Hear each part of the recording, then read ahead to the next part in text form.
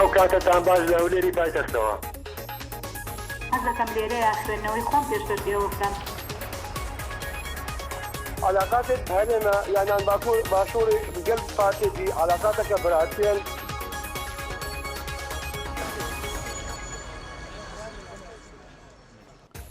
دم باش تماشاوان نيجا گلکی بخیر. تاوری ما بنا بنشانه بارزاد نوارا پاجراندن یا رد کردن یا سایه درش کردن دا سالات خدا. بگم من لغیاب سروک هرما کردستان ل 29 حزیرانه لمها دربازبی هر دو مکتب سیاسی نیکتیان شمال کردستان پارتی دموکرات کردستان لسرهند ریکتن که بدو سالندن ماوی سروکات یا بارزانی بهت درش کردن. بگم من ل 30 حزیرانه د نوا پارلمان کردستان د چارچوبه رونشنه که دا کوورونشنه تبلیغ درست کرد. بگم من تدا اپوزیسیون جی باشدار نبود. اف یاسای هر دو کیاسات نپجراندن یاسای درش کردن آدم سروکات یا بارزانی ده ماندم دا هل بجارتن پارلمان کردستان بو مها 11 سال پاش خستن. بگم من نهاجی که همو چاوره و گریان سروک هرما کردستان نکو به سردان که لدرفی ولاته. آیا گلو بارزانی ده واجوی لسر پروژه یاسای درش کردن تمنی سروکاتی خال سروکاتی هرما کردستان بکه یا نه. بگم من باریه باشه که چاودرین سیاسی پیتر لسدمه که بهش هنه. کوادی کن رنگ بارزانی درش کردن سروکاتی خال رد بکه. جوانا جهر چند بارزانی هایداری تمام یا لحفاتنا 29 حزیران لنبر پارتی کتیبویه لی لگورزانیاریان افرازیبون بویه بودرش کردن شش مهان سروکاتی خال نک ساله که لوران هادر گرانی لوی حالتی درست بویه. هر وها چند کو بکته موقفه که نتویی و اجتماعی بو پشتی خوا و بمینه عالیه که دن لوی چده کورنگ بارزانی درش کردن سروکاتی خوا قبول نکه. بگم من دوجی که نارتی راپورت که شکاری بالاف کرد. کو بالا که مکتب سیاسی کتیه ببرن یا پارتیه که دنافدا مسرور بارزانی و کاندام مکتب سیاسی پارتی هماندم دا و کوکور سروکی هرما کردستان و کمال کرکوکی جاندام مکتب سیاسی پارتی نه او لدجی درش کردن ماوی سروکاتی هرما کردستان او دخوازن کو دستور بکه و راپرسی لگوری دستوری او سامسود بارزانی خواهر بجیره. بگم من بارزان پیتر حتی جعفر امین که جی و کو بردف که پارتی دموکرات کردستانه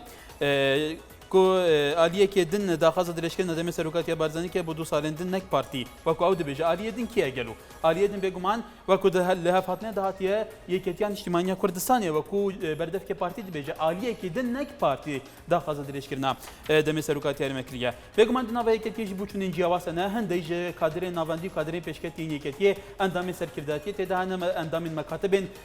ناوندی یکیه تدهن ناراضینه له هالویسی یکیه لسر درش کردن دم سروکاتی یا بارزانی بگمان بشه که زورا جاده کردستانی جی تمام دم دا آلیه اپوزیسیون جی بکنید ببینن گلو راوج دی چاوبه بله بارزانی لنیوان پسند کردن یا رد کردن و یاسای درش کردن و دسالتا کیدا بگمان لغیابی سروک هرمی کردستان لا 29 حزیران مانگی رابرتو لبین مکتبی سیاسی که توی پارتی امضا سر کراوا که بود 2 سال دیگه ل پارلمانی کردستان یاسای در بکری که چال خال پیکاتو بود درش کردن و ماوی سروکاتی مسعود بارزانی سروک هرمی کردستان بگمان بارزانی سر رای او که هایدار آگاداری رکوتنامه که 29 حزیرانه بلام استا دوای او که لسی حزیران ل پارلمانی کردستان ل رونشتنه که کلم رونشتنه بگمان کشت یا دروز بگمان اپوزیسیون تیا برهف نبو ام هر دو پروژه اسا پسند کرد اما بارزان استاش که مسعود بارزانی لسفری که لدرای ولاد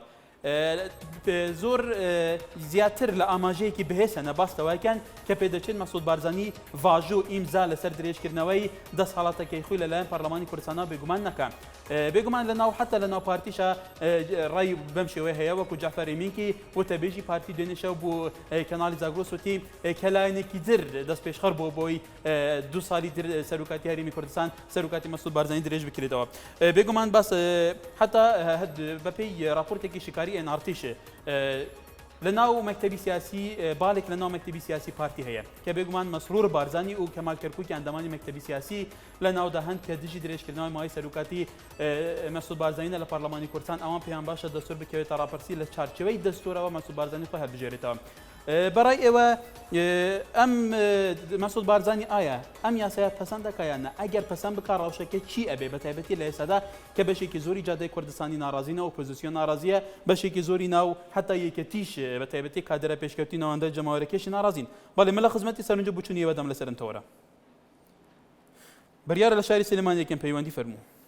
ام کاتو باش کار همو کاتیک برأي من سروك بارزاني بالتأكيد قبولية كون ممنون إيشا ونك بوتوستال بوتوستال عادش بيتعزك يتوهر ممنونة صراحة يعني أم كاريكا أم حزب کردیان شتێکی زۆر ناشرین یعنی ئاخرشت بوو کردی کە مەڕاستی ئەوە بوو کردیشان لەخوا بەزیابەکە دەستگای کەشف بوو ئێستا میلە بەڕاستی لیان دیرە لەوانەیە مەڕێکی جیاوازمان هەبوو بەس بەڕاستی ئێستا گەیشتینە قەناعەتێکە لە سانسە ئەمانە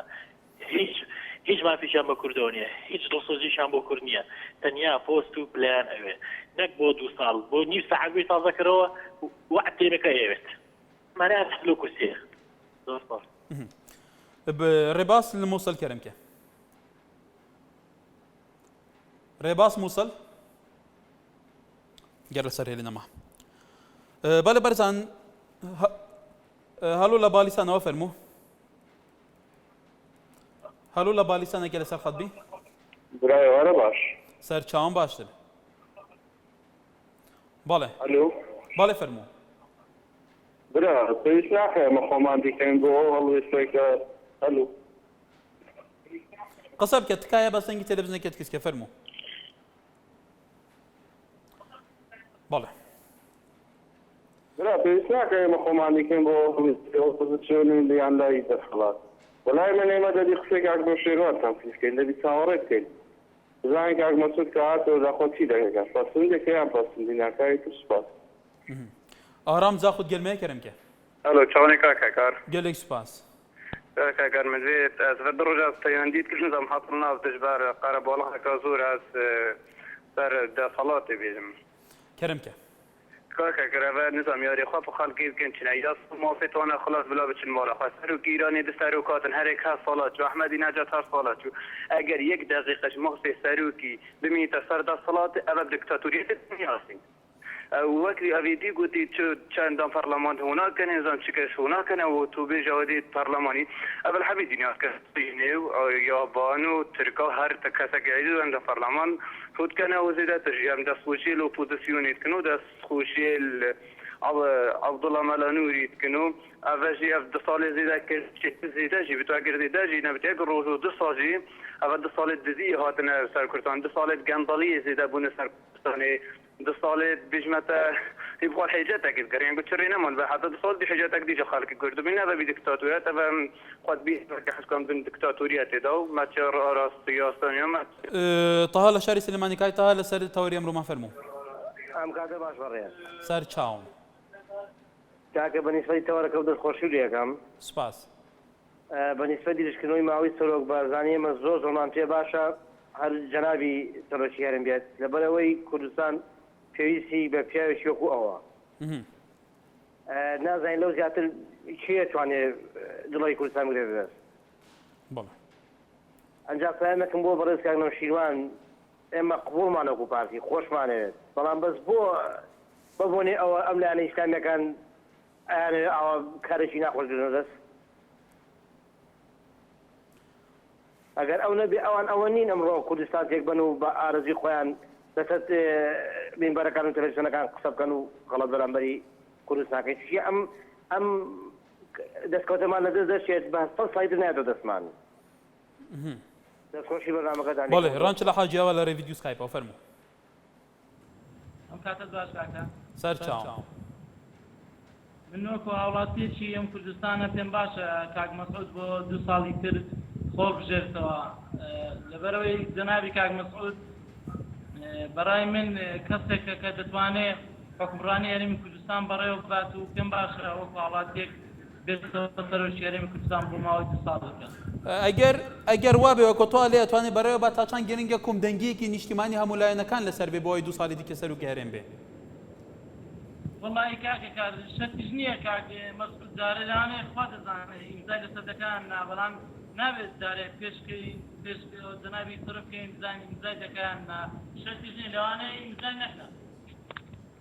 پێشم باشە کۆدەنجێکی نیشتیمانیە بێ لەسەر بستە بەڵام وەکو خۆم حەز دەکەم بۆ 2 ساڵی تر خۆڵ بژێرێتەوە بە سەرۆکی هەرێمی کوردستان لەبەرەوەی کەسێکە لە قەناعەت من ئەو دەتوانێت حکومڕانی کوردستان بکات بەڵێ ڕێباس لە قوشتەپەوە کاک ڕێباس فەرموو وارە باش باشتر باش برام سپاس فەرموو دەستخۆشی بەرنامەکەت دەکەم زۆر سپاس فەرموو یادارم هەر سەرکەوتوو بن بەنسبەت ئەو بابەتە بەڕاستی ئەمن بەڕاستکاوی قسە دەکەم خۆمان مادێکی خۆمان بین و ببین ئەوانە ئیتفاقی یەکێتی پارتیا بەلای منەوەها بەلای منەوەچبە یەک بۆ خۆ بە هاوڵاتیەوە ئیتفاقی منەکە ئەوانە ڕێکەوتونەکە سەرۆک مەسعود بارزانی سەرۆکی هەرێمبی مام جەلال سەرکۆماری عێراق بێتن ئەوانە ئیتفاقی بینەوە بەلایەکەی داخل خۆمان بکەن وانەوە لێ دەرێت زۆر زۆر سوپاس بۆ بەرداوامەکەش. بەڵێ ڕزگار لە قەزای سۆرانەوە فەرموو. کاک ڕزگار دیارە لەسەر هیل نەماوە. بەڵێ ولی تەماشەبانی نیجا بێگومان ڕۆژەوانهای هەرێما کوردستانی gelek گرمە تایبەتیژی لەسەر ئەو هەردوو پرۆژەیاسیان لە پارلەمانی هاتکە پەسەندکردن ژە عالیە لیستا زۆرینە کوردستانی و نە فراکسیۆنێندیک و بێگومان کلدو ئاشوری و فراکسیۆنە یەکیش ئەندامین شوعی بێگومان گەل هەیە وابزانم ئەندێک ئالیێندن جیهانە ئەفە پەژڕاندی بێگومان ئەوێ ڕەتفعلێکە بوو لە ژادی جادە کوردستانی و ئالین و پۆزیسیۆنی قبول نەکردن و ئەوە بڤی ئەوەیە ئەفیاسا بێتە دەرباسکردنیش بەرکەوە دەبێژن پێچەوانەی پەیڕەو و پرۆگرامی ناوخۆی پارلەمانی وەکو کودەتایەکێ لەسەر پارلەمانی هاتیەکردن بۆ فەرزکردنە ئەجندەیەکە حەزبی بەرژەوەندی حەزبی درێژکردنە تەمەنێ دەسەڵاتە وان هەردوو حەزابان لە هەرێما کوردستانی وەکو ئۆپۆزیسیۆن دەبێژە بێگومان ئالیێندنجی ڕەتفعلەتوانیە جیاواسەنە خۆن وەکو جادە کوردستانی بە هەموو ئەفکار و نەرینی جودا هۆن چ دەبێژن گەلو ڕاستچاوی بڵ باوکی دڵشاد لە خانەقینەوە فەرموو. سەرچاوم دەستخۆشی تەوەرەکتان لێ یەکەم. سپاس بۆ تۆ. برا جوانەکەم سەبارەت بە تەوەرەی ئێوە سەرۆکی هەرێم و با بڵێن پارتی و یەکەتی ئەم کاریان کردووە بینی خۆیانە ئەوە بە دڵنیایی خەڵکی کوردستان دەکەمەوە قەت ئەوانە ئەو ئیشە ناکەن بێ ڕاوێژکردنی سەرۆکی هەرێم بتوان ئەو ڕێکەوتنە لە بینی خۆیان بکەن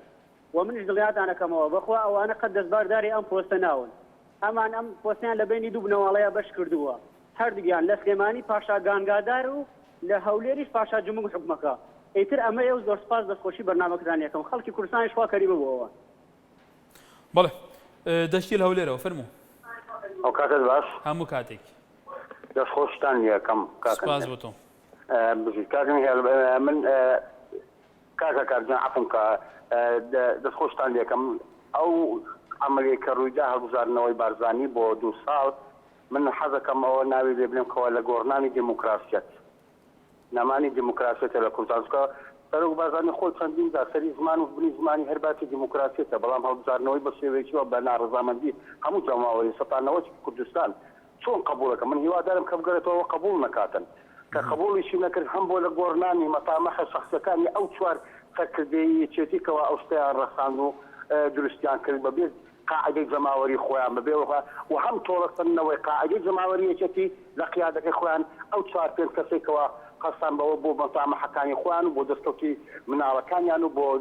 دەستکەوتەکانی کە ئێستاکەتیان بڵێن پلە و پایە و شتیوالا بەڵام هیوادارم مەسعود بارزانی ئەو شتە قبول نەکاتن کە بە ناوی دیموکراسی یان سێهێش کە بۆ کەلیمە دیموکراسی دۆزێتەوە. وەڵێ باوکی ڕەمان لە هەولێر لە ڕێی ڤیدیۆ سکایپەوە لەگەڵمانە فەرموو. مرحبا براباشی سەرچاوم. منیش وەکو هاوڵاتیەکی ئەم کوردستانە چەند تێبینی و سەرنجێکم هەیە لەسەر درێژکردنەوەی سەرۆکی هەرێم. برای بەڕێزم من پێشنیارم بۆ کەناڵی NRT هەیە چەند شارەزایەک و بسپۆرە کە لە یاسا و دەستوری هەرێم تۆ لەسەر شاشەکەی خۆت کۆبکەیەوە ئەوان بڕیار بدەن ئەوان قسە و گفتوگۆ لەسەرەوە بکەن ئەگەر دەستورێک گەڕاوە نەچۆ ڕیفرامدۆر ئەری دەدی نابی تۆ سەرۆکێکی هەرێمت هەبێتن پێشنیار کە پەرلەمان پێک وەرە دەستور ڕیفرامدۆری لەسەر کرێ ئیمزای لەسەر کرێ ئەگەر تو بێ سەرۆکی هەرێم و بەبێ پەرلەمان کە لە 21/8 تەواو دەبێ پەرلەمان کێ بۆ تا ئەو بڕیارە کێ بۆ ئێمە ئەو بڕیارە دەدا دوای ئەوەش کە بە زۆرینەی دەنگ پەسەند کرا خۆ بە زۆری نییە دەستە معارەزە کەمینەیە بە زۆرینە تێپەر کرا دەبی ڕێو شوێنی تر بۆ خۆ بگرێگە دەنگی خەڵک بە شتێکی تی بخۆ ڕابکێشی خۆ بە لەفەی فیکە و ئەملا تەواو نابێ ئەم شتە. وەڵێ بێگومان ئێمە وەکو NRT راپۆرتێکی کاریمان هەیە بە بێلایەنە بەشێکی پرۆفێشناڵانە ئێمە ڕۆماڵی وازەکەیەکەین چۆنە خەڵکی پسپۆر لە هەموو لایەنەکان لە پارتی لە یەکەتی لە گۆڕان لە ئەحزابەکانی تر دێنین و بە دوواداچوونی وازاکەیەکەین حتا بێگومان پسپۆری یاساییش ئەمەدێنین بەڵام ئێستا بە خەڵکی کوردستانیش ئەوانش لایەنێکی هەرە گرنگ کاریگەری وازاکە نەباوانیش بزانین سەرنجەوان چونە. بەڵێ سعد القەسوروکی کاک سعد کەرم کە خاکار بەڵێ براستي يعني دو سال كم بنكاك بارداني خو بيسر كريم ما دي حتى 4 سال دي جهه سروك بارداني سروكي هرم كردستان بو لێ پرەیە پارلەمانیە پرەیە دەنگدانا گشتی سروك بارداني بيويسي ملتي كردنين بيويسي بسروكات يعني بلام ملتي كرد بيويسي سروك باردانيه عملنا كيس خون خيرا سروك بارداني وده جيب خيرا بارداني عم بدين ما كيش وي هاجي تر هيا بيتا سروكي ما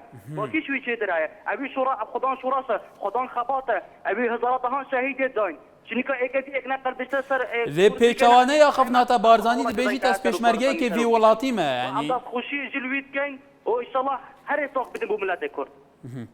بەڵێ بەڕێزان کاش سعات بێژیتن بارزانی پێشویە ملەتی کورد نینە ملەتی کورد پێشویە پێی دەمێکێتە گەلەی جاران بارزانی خۆ دەبێژیتەوە پێشمەرگە متەمەنی خۆ بۆ خەباتەوی ملەتی ئەوی دیکردی ئەفە خەفنا کاک سعات وەکو عاتفیەکی سیاسی بۆ وی کەساتی هەبووە چ نەرین هاتیە بدیتنەوە بڵێ هوزان زاخۆ بەرە ڤیدیو سکایپی کرم کە هلو كيكا هكرت تشاوني باش از باشم گەلێک سوپاس کرم کە دەست خوشل تەوەرەداتکم ڕاستی گەڕای گرنگە از بۆکم 100 جناب مسعود بارزاني ئەوگاژ ژێ هەبیە ژێ مەسەلێ ئەس بۆردکم دێ درازیژ بت سەر بەس من شتێک دی هەیە ئەس بێژم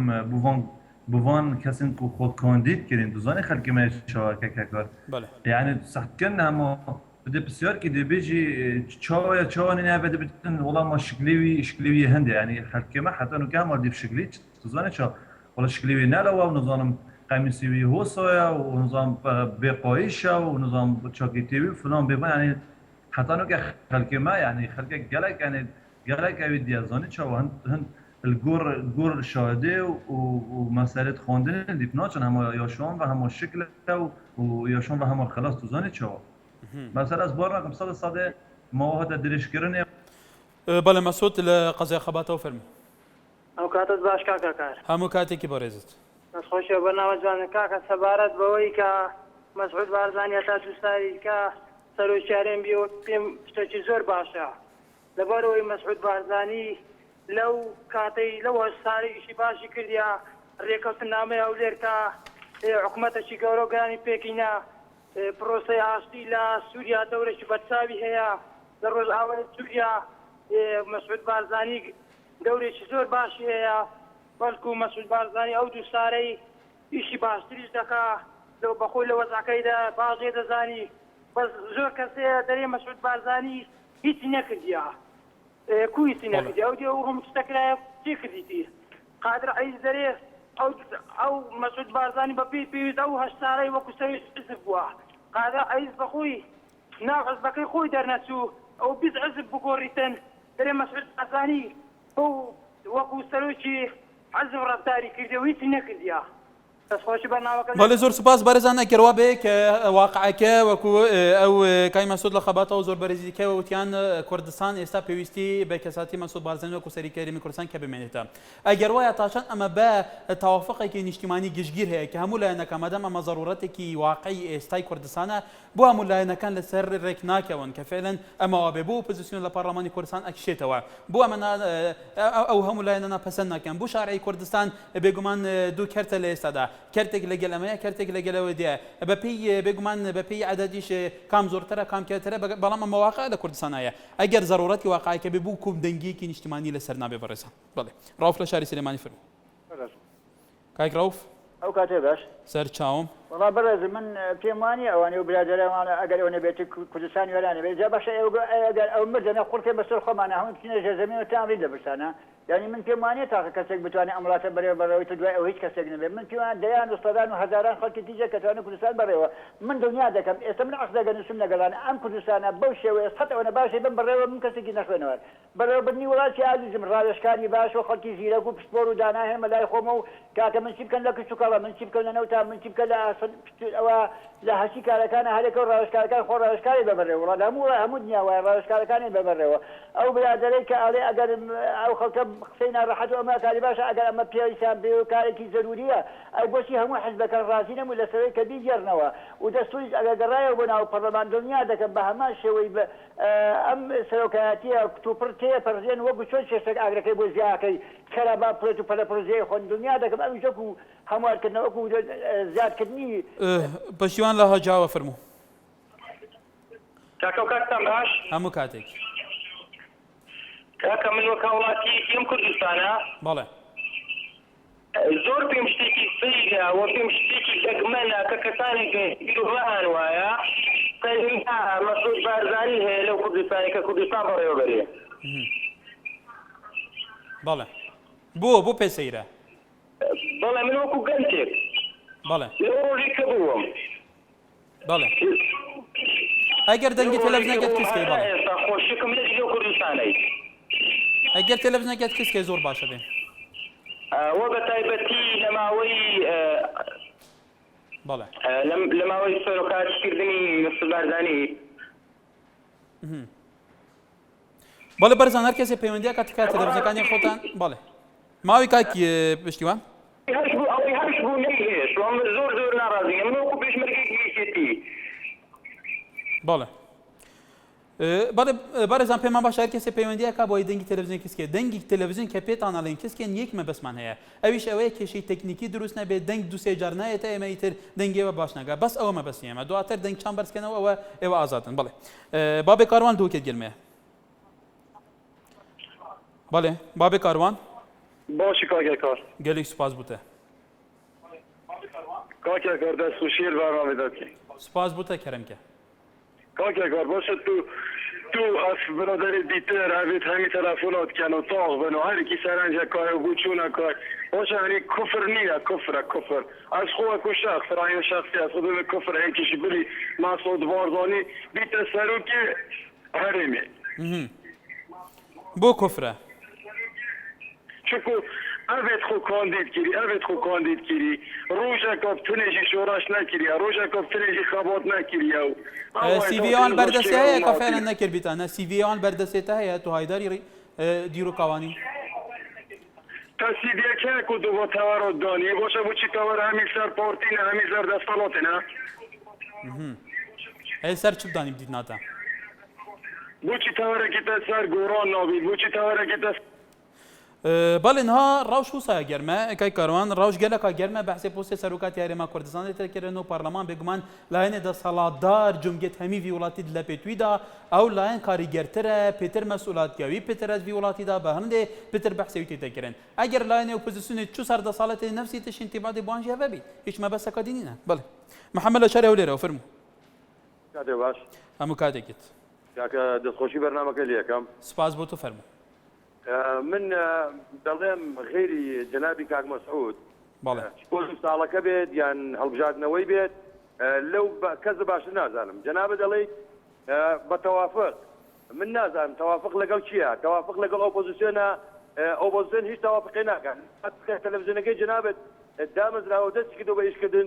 یەک نمونە بۆ بێنە کە ئۆپۆزیسیۆن بە ئیشی حکوومەت یا بە ئیشی تایبەتی پارتی وتبێت ئێمە ئیشێکی باشە یەک نمونە بۆ بێنە ئێستا تەوافق لەگەڵ چی هاکەی تەوافق لەگەڵ ئۆپۆزیسیۆن ناکەی ئۆپۆزیسیۆن بە ڕەش ئەڵێ ڕەش بە سپی ئەڵێ ڕەش بە چاک ئەڵێ خراپ بە خراپ ئەڵێ خراپ من نازانم تەوافق لەگەڵ چییە لەگەڵ چ لایەنەکە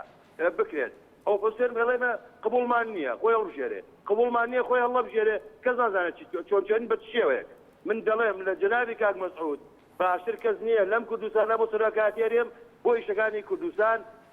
بۆ هیچ ئیشێک کەس باشتر نازانم پشتیوان لە بریتانیا لە ڤیدیۆ سکایپەوە فەرموو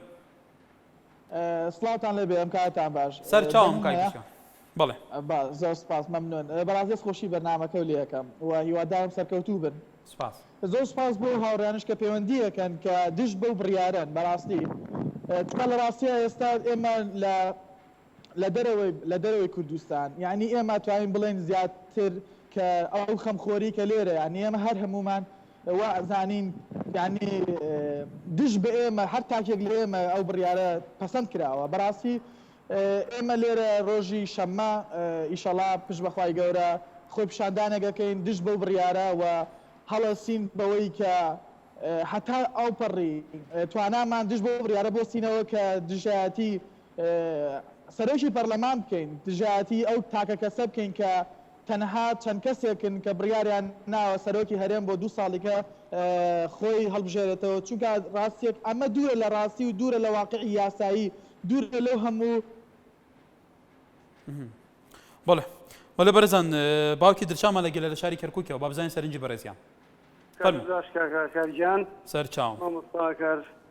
نا تاو دزبرداري او بوسنادي تاو هو اشتكى براوته بس من اول دالم با او قساني كا دكتور ابو بكر همر روجي التلفزيون اللي بدنا ولا بروي او قسانا ادي باطو منسيه انا قسي بروبيتش يعني ناكري وسرقني لمسعود بارزاني اما هر بابلين نازم بتكي بلين دشتكين هلا كنت نسر كنال كان يستئن ونازم شيء اما شتي زور ناشر ثانيه يعني كنوان دتوب با تجربه يمكن بزاني بق امريكا فاصل جاري اخو حافظ الرابو شنو بو خوش دس برزقاده جنكي يجري والرابو اما بله برزان لسر توری کمالاتی بگم مسر جمع بواتوا شوان پنجوینیش اندوسه دست خوش بویا سپاس بوتوش علی به هو سری خمان بسری خمان نشینین تازه درش کراوات و بگمان راتیش نکنوا هر وها قلای زردیش بمنوایه علی هیوادارم همولای نکن به توافق معامله لگل باردوخه که بکن خوانه خاصه هر کاری که نخوازرا باردوخمان زور لسوریا خرابتر لیده بی هر وها ویدرش انوسه اگر بویت میجو بخودتان تومار بکات باواس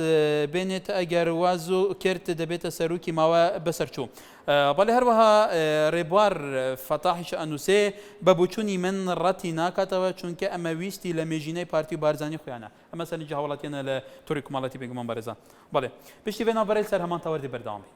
بله برزان دوباره سلام بگمان لسر ما پارلمانی کردستانیش بگمان رون کردنوایی دا لسر اوی سی حزیران لپارلمانی کردستان روی داوام اوان انشالله نو فراکسیونی دیگه لپارلمان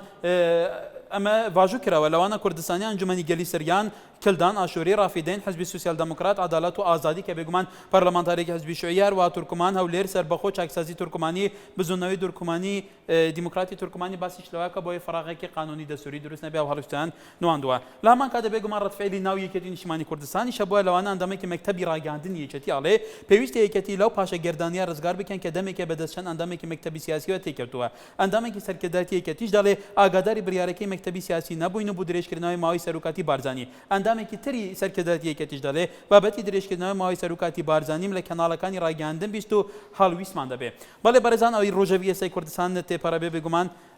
بچونو سرنجی وی برس لسر توری کمالاتیش بگمان سرنجی زور هيا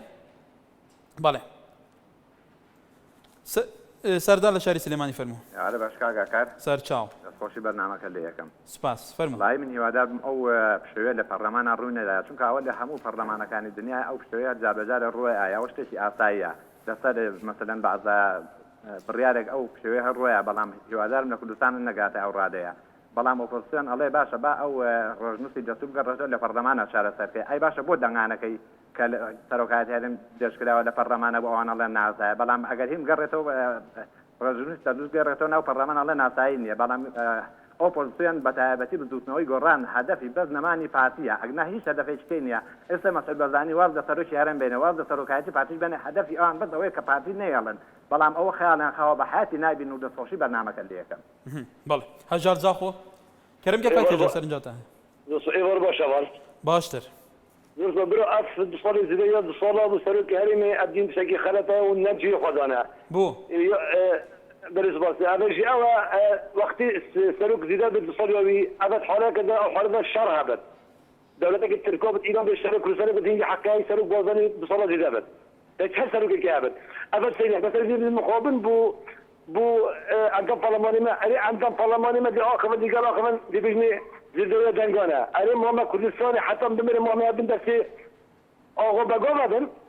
يوم يوساك يوسا سرولا سروكي بوزاني قد يوسا سرولا مادام يوسا سرولا هفر جرافي مفروض ده نبنت بزيدو دنگانا يوسا چي بزيدو يوسا ده صلاح حكاية تخال بجري خلاص بلاش مالاغار الخاري ما هيجيت مش مالاغار الخاري لا دكتاتوري بس بالدكتاتوري ام مرم بالدكتاتوري و حتى كي زماني ما نوصي كده بيدامه زماني ما انتفاضي لا بيدامه و امتناع هم ام شفتن حسين هريرة جرمه كرمكه بله بس از شده كسر خود كم بس نبر نه نابرين بس بله كرمكه اناسی همو کسکیه بله اكيد يا طب خوايجي كرمكه بس من بسيارك من عبد القادر عزيز قادر عبدالقادر قاندیلی که گفتی اما دخوانی کلی دامه باشه آیا اگه دخوانی کلی دابی او 5 میلیون کلی اینا نواندی یا دویش بلا روم بیتوا وکی مثلا میر آودلی که خوی هر بجا برن بری سرک بارزانی چی بسری هات اوش هر وردی لید اوش بلا بس خودم شیطا او دروانش نکرد بری اولا دخوانی کلی دامه چکی کس ناناسید نیست اگر خلکی سلیمانی بناسی نخو کس اوی ناناسی قابل عزیزه بله يعني راسي ها يعني وليش كم يتكلم كايسن تبي باشا بارزاني ابي ياساي امضا كات يانا اويكو دا خاصه دريش كرنا 8 كري باكو سرو كريمه بله تيجي زول برادر كابا كي زياد بيكون بله هنر زاخد gelmeye كرمك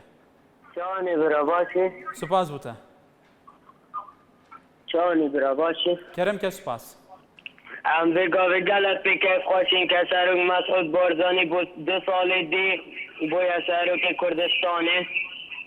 بله اکا وگا که دی آنیه که گرتوی آنیه گوران را ببیتا جه سروک پشراز بلا و پشراز بناونشن جیوی بگرن بو گل بابا ایک دی بلی سروک ببیتا سروک کردستانه دی کردستان پیج بیتن وگاوشنی که گوران آنه که گرتو را بیجیت هم خوین نکن که سرک مسعود بارزانی ببیت سرک وگاو سرک مسعود بارزانی بو مشهمی که اصلا چطره ببیت سرک کردستانی و هم گلت بکیف خوشین جی بله بله حميل شاري أوليرا وكاي حميت أو همو شر راجعنا تندي كبيني بارتي هذا صلاة داركان وبتايبتي أوبوزيسيون استدروز بولا كردستان بيجمان كم تزور تأثير سايكولوجيا خلق شكا تو أم شرط عشان منطقة زاني بو فعلا بو بروسي استيل هرمي كردستان كزور جارالين بروسي كديمقراطية دستاودس كدم بشريكة أشتية تدوي بله دیاره أو كاتتان باش لوليري بايتختوا دیاره من زياتر أم شر با سیاسی دەزانم بە یاسایی نازانم چونکە هەڵبژاردننی سەرۆکی هەرێم دوو حالەتە لە کاتی ئەوەی کە تۆ دەستورتە دێ و لە غیابی دەستوردا هەتا ئەگەر بێت و لە وڵاتێکدا دەستوری شەبێ حالاتی تەواری هەیە یاگە وڵات پێویست بکە سەرۆکایەتی وڵاتێک درێژ بکرێتەوە دەتوانرێت بە تەوافق درێژ بکرێتەوە چکە کە تۆ لە ئێستادا دەستورت دێت هەموو شتێک کۆنتڕۆڵ کرابێ یعنی دادگا سەربەخۆ بێ دەسەڵاتی جێبەجێکردن پەرلەمان حکوومەت هەموو شتێک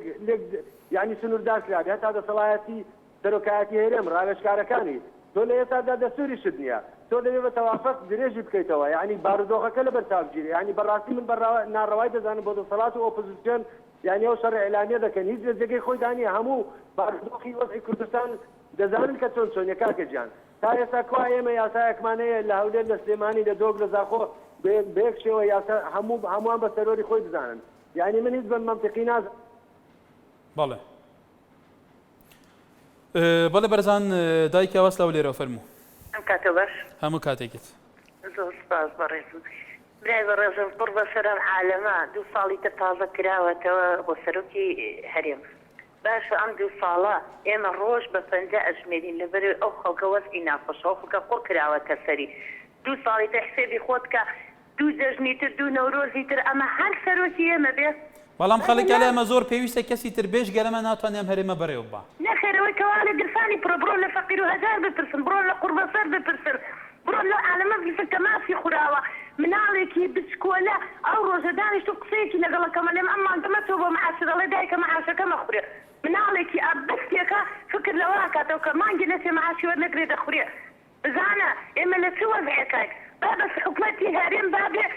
كدالتي او خلق احنا بديت كابزان ومن نتسيبه حتى استبست يكسر وصاروك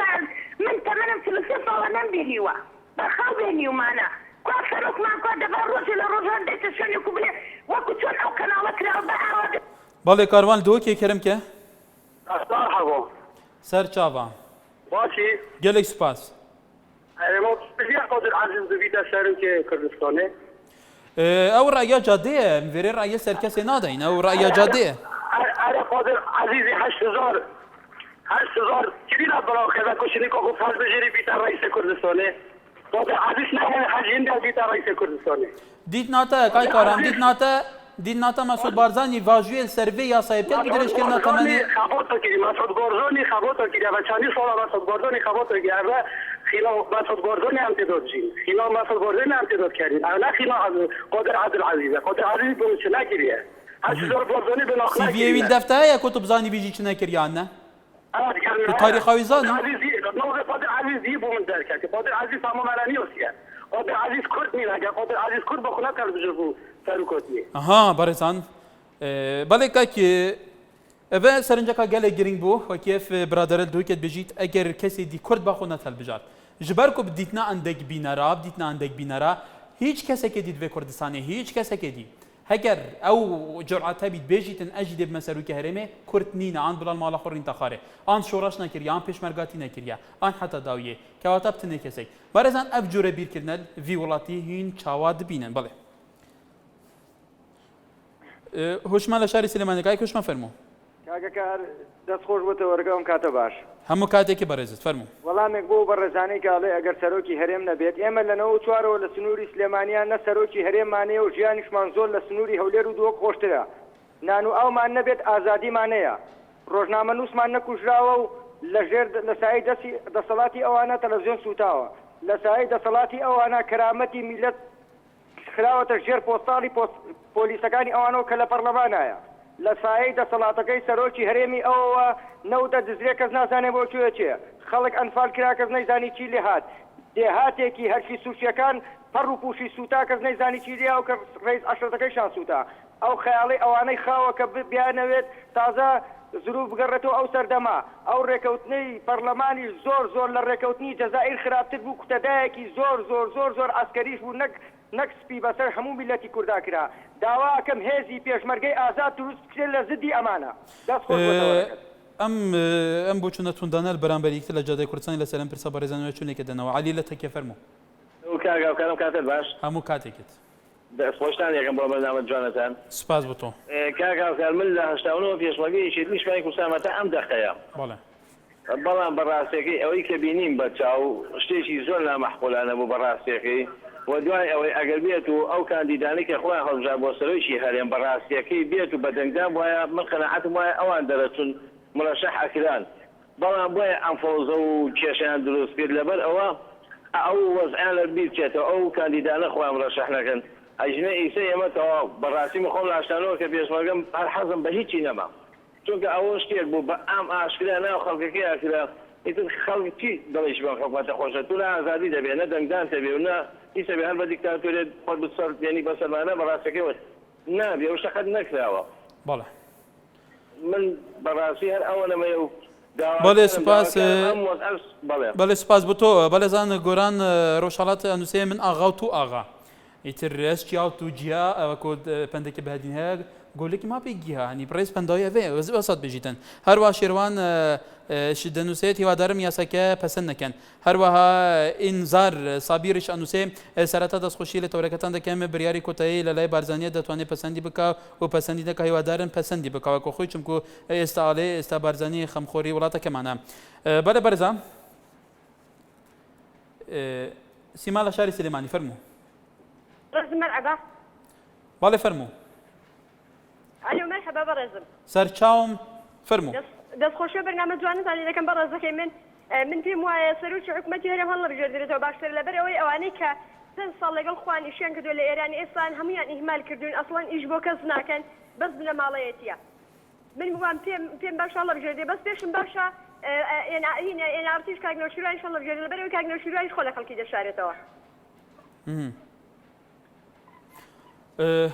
عباس دووکت گەرمە کاکە بە سەف سەرنجێن جادێت و چاوت هەڵسەنگینی کەرم کرد الو بەڵێ کاریان کاتۆ باش هەموو کاتێکت بەنسبەت ئەم وەزعەوە بەڕاستی من وەکو بۆچوون وەکو کەسێکی سلێمانی زۆر پێم ناخۆشە یەکێتی کە ئەم هەڵوەتەی نوانووە بەڵێ من شت بۆ ئەو کەسانی کە ئەیانە ئەڵێن مسعود نەبێ کەسی تر نییە لەگەڵ ڕێسما بۆ ئەو کەسانە زۆر کەسی تر هەیە هەندێک کەس مسعود وەکو ئەستەغفر الله وەکو خوا پەرستێ یعنی ئەمە ناکرێت کێتر هەیە مەسەلەن کێتر هەیە ئەوەندە خەباتیە بێ وەکو ئەوان ئەڵێن ئەوەندە بتوانێت عیلاقاتی نێودەوڵەتی فراوان بێ وەکو ئەوان مەصلحەتینە یعنی زۆر کەسانی تر هەیە وەڵی بڵێم چی بڵێم حەچیە بێ بەس بنەماڵ نەبێت لەم باشە هەر بنەماڵ نەبێت زۆر فاز بۆ هەمووندایە بەڵێ وەلی سپاس بۆ سەرنجی تۆش ماهیرمان لەگەلە لە خانەقین لە ڕێی ڤیدیۆ سکایپەوە فەرمووکای ماهیر ئەو کاتتان باش هەموو کاتێک دەستخۆشتان لێگەم بۆ بەرنامەیە بەڕاستی دیارە ئێستا مەسەلەی خۆکاندیرکردنەوەی جنابی کاک مەسعود و درێژکردنەوەی وادەی سەرۆکایەتەکەی بۆ تەورێکی گرنگ لە کوردستانە من جێ خۆیەتی ئاماژە بدەم کە کاک مەسعود بۆ بەزعی ئێستای هەرێمی کوردستان زۆر پێویستە چونکە ئێستادا لە ئاستی هەرێمی کوردستانە کەسێکی تر شاوتر لە ئەوم نابینم ئەمە ڕێی خۆمە بەو هیوایە کە خەڵکی بگا لە مەفهومی قسەکانم بەڵێ هەروەها سەبارەت بەوەی کە وادەی سەرۆکاتی هەرێم درێژ کراوەتەوە دیارەوەش لەبەر ئەوەیە کە فەراغێکی قانونی دروستە بێت دوای ئەوەی کە هەڵبژارنەکان ئەنجام دەدرێت بۆیە ئەوەش هەر کارێکی یاساییە بۆیە لە چوارچێوەی پرۆژەیەکی یاسایی کە ئەویش بە کۆی بڵین دەنگی بڵین لیستە کوردستانیەکانە ئەوانەی کارنوێنەری لینی خۆیان لیست و قاوارەی خۆیان کە ئەویش زۆرینەی دەنگەکانە پەسەند کراوە بەڵێ هەلگورد لە قەزای سوورانەوە فەرموو سەرنجی بەڕێسان باش کاکات سەر چاوم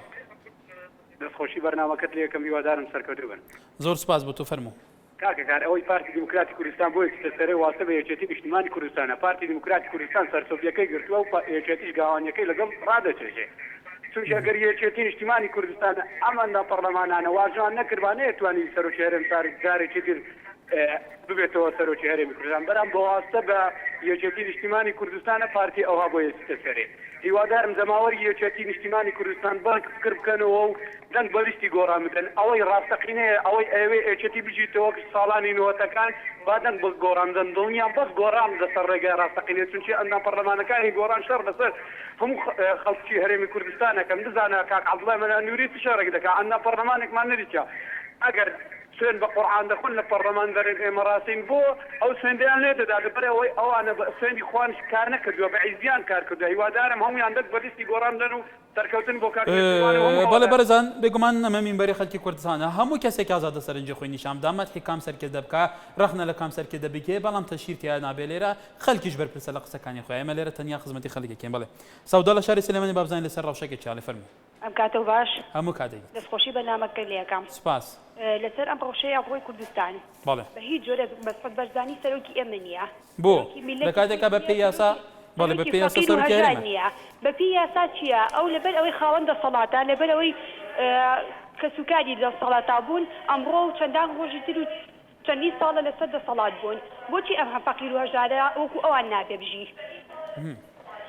ئەم هەموو میلەتە فەقیر و هەژارە وەکو خۆی ماوەتەوە لە ژیانی خۆی هەمووی بەکرێکاری و بەڕەنجەشان ئەڕژی بەڵام ئەوان و دەسەڵات و بنەماڵی ئەوان لە ژیانێکی هەزار ژیانی ئەژین کە هیچ لە ژیانی میلەتی ئێمە ناچێت بەڵێ بەڵێ سپاس بەڵێ بەڕێزان بێگومان سەرنجی جادای کوردستانی بۆ سەرنجی جیاوازی هەبوو ئایا مەسعود بارزانی سەرۆکی هەرێمی کوردستان ڕازیە بێ بەو یاسایی کە لە پەرلەمانە بێگومان یاسا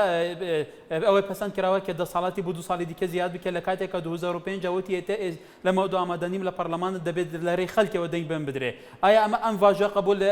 لەم ئەم یاسای قبولەکە کە لە پەرلەمانە دەنگی بوداوە بۆ درێژکردنەوەی بۆ 2 ساڵی دیکە لەو ڕەوشەی کە سی حوزەیران لە پەرلەمانە دروست بوو بێگومان هەمومان لە ڕێی میدیامان بینی بەڵێ بەڕێزان دیتنە هەوا دێ ڕەوش چاوە بیت ئایا سەرۆکی هەرێما کوردستانی بەرهەبێ بێ یاسای ڤاژە بکە ئەوە بۆ دەرچووی یانژینە بێگومان بەشێکی جادێ دەبێژن پێویستە vê yasayê vajû bike beşê jî dibêjin pêwîste vê yasayê vajû neke û li Herêma Kurdistanê sîstemê demokrasî prosesa demokrasî dê berevkî veçî gelo hemû dema helbijartin demê xwe da nahê nekirin pirsgirêk derdikevin sîraatê gelek caran di çarçovekê netan durist da çê dibin tûmetbarkirina hevdû azirandina şerî rengekê ke gelek caran bêhna tûnkariyan lê tê tekirin ev rewşa herêmê û balê wê berpirsê wê yekê ki ye aya ev hezabên siyasî ne ev aliyên siyasî ne evên ku propaganda dikin ku xizmetkarên xelkî ne ey bû pêxemeta xizmetkirina xelkê û seqamgiriya vê herêmê û praktîzekirina demokrasiyê vê herêmê bû tenazulê berjewendiyê xanekene ku gelek çav dê dibêjin an hemî gava peywestê berjewendiya xane ser hesêba xelkî ev ev dîtnawa dê rewşê berevkî vebet muhîm girîng ew berpirsê bilind haydarî cada Kurdistanî bin heta sobê li vêrê carekê din tewerekî gerimtir em xizmeta hatkînê var baş ئەو کاتتان باش لە هەولێری پایتەختەوە حەز دەکەم لێرەیە خوێندنەوەی خۆم پێشتر پێوە بکەم علاقاتت هەرێمە یانان باشووری گەل پارتێکی علاقاتەکە بەرهەتێن